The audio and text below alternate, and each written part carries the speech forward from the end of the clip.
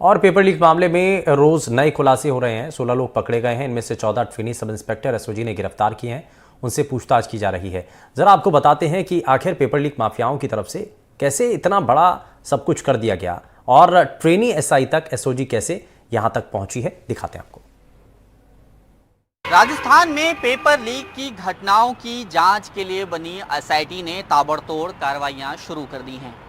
कल 15 trainee SI को हिरासत में लिया गया, जिनमें से 12 को जयपुर से और शेष 3 को अलग अलग जगहों से हिरासत में लिया गया। अब एसओजी की टीम इनसे पूछताछ कर रही है और उसके बाद आवश्यकता पड़ने पर उन्हें गिरफ्तार भी किया जा सकता है। बहरहाल इस घटना के बाद अलग अलग तरह से प्रतिक्रियाएं आ रही हैं। सबसे सुखद प्रतिक्रिया उन अभ्यर्थियों की तरफ से आई है जो भर्ती परीक्षाओं की तैयारी करते हैं, क्योंकि उनसे उन्हें उम्मीद बंधी है कि अब जो ये कार्रवाइयां हो रही हैं, इससे एक मजबूत संदेश जाएगा कि सरकार और एसओजी सिर्फ पेपर लीक माफियाओं पर भी नहीं, बल्कि उन लोगों पर भी जिन्होंने पेपर खरीदा है, किसी गलत तरीके से परीक्षा पास की है, उन पर भी कार्रवाई शुरू की है। जाहिर तौर पे इससे बहुत सारी जो अभ्यर्थी हैं उनमें एक विश्वास जमा है और साथ ही साथ इस घटना के बाद अब राजनीतिक बयानबाजियां भी तेज हो गई हैं। आज किरोड़ीलाल मीणा एसओजी के ऑफिस पहुंचे, वहां उन्होंने पूर्ववर्ती सरकार पर भी काफ़ी गंभीर आरोप लगाए। इसके जवाब में कांग्रेस की पूर्ववर्ती सरकार में मंत्री रहे प्रताप सिंह खाचरियावास ने यह कहा कि अब तो भाजपा की सरकार है, सरकार जांच करा ले, जहां तक तार जुड़े हैं हम डरते नहीं हैं, देखेंगे जांच के बाद क्या होता है।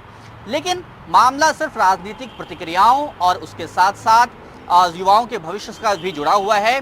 बहुत सी परतें हैं इसमें, उन सारी परतों को खोलने की कोशिश करेंगे इस वीडियो में। हमारे साथ हमारे साथी मुबारिक हैं। मुबारिक बहुत शुरुआती समय से इस पूरे घटनाक्रम को फॉलो कर रहे हैं, पेपर लीक की जो अलग अलग घटनाएं हुई हैं उनको ये देख रहे हैं। मुबारिक, ये जो अभी का मामला है ये सामने कैसे आया? 15 जो लोग हिरासत में लिए गए हैं, जो ट्रेनी एसआई हैं, इन तक कैसे पहुंची एसओजी? जी बिल्कुल, देखिए सोमू, ये पूरा घटनाक्रम वर्ष 2020 की जैन भर्ती परीक्षा के बाद जो है शुरू हुआ।